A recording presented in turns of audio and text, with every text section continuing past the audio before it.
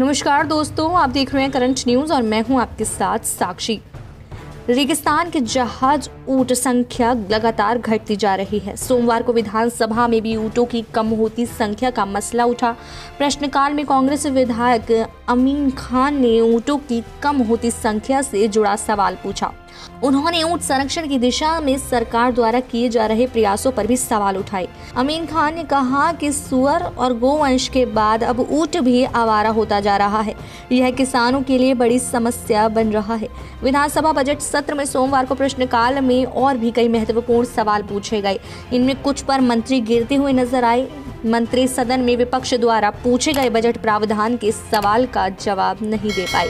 अमीन खान ने कहा कि आखिर ऊंट को राज्य पशु का दर्जा किसानों को फायदा देने के लिए किया गया या फिर उन्हें बर्बाद करने के लिए, क्योंकि राज्य पशु घोषित करने के बाद ऊंटों की संख्या में गिरावट आई है। सवाल का जवाब देते हुए पशुपालन मंत्री लालचंद कटारिया ने कहा कि 2014 में ऊंट को राज्य पशु घोषित किया गया था, जबकि ऊंटों की संख्या में कमी साल 1992 से लगातार हो रही है। ऊंट संरक्षण के लिए जहां ऊंट वध रोकने का कानून बनाया गया है, वहीं उनके निर्यात पर भी पाबंदी लगाई गई है।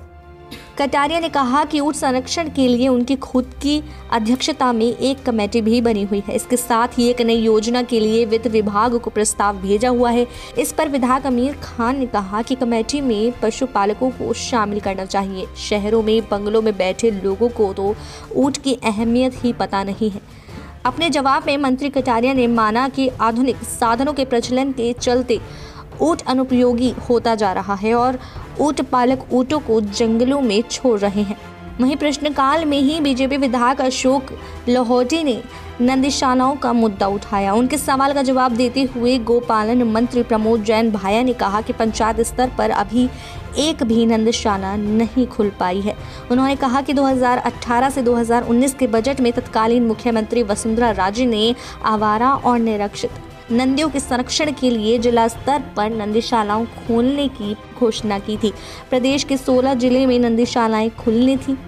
उनमें से 2 में काम हो चुका है, 3 प्रक्रियाधीन है और 11 में इंतजार है। इन नंदीशालाओं के लिए कुल 720 लाख रुपए का आवंटन किया गया है। नेता प्रतिपक्ष गुलाब चंद कटारिया ने भी सरकार को घेरा।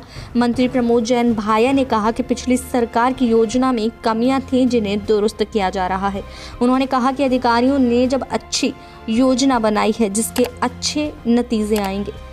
उन्होंने कहा कि 1 महीने में इस संबंध में परिपत्र जारी हो जाएगा और जल्द काम शुरू होगा। विधायक अशोक लाहोटी के साथ ही नेता प्रतिपक्ष गुलाब चंद कटारिया ने भी इस मामले पर सरकार को घेरा। ऐसी और खबरों के लिए देखते रहिए करंट न्यूज़।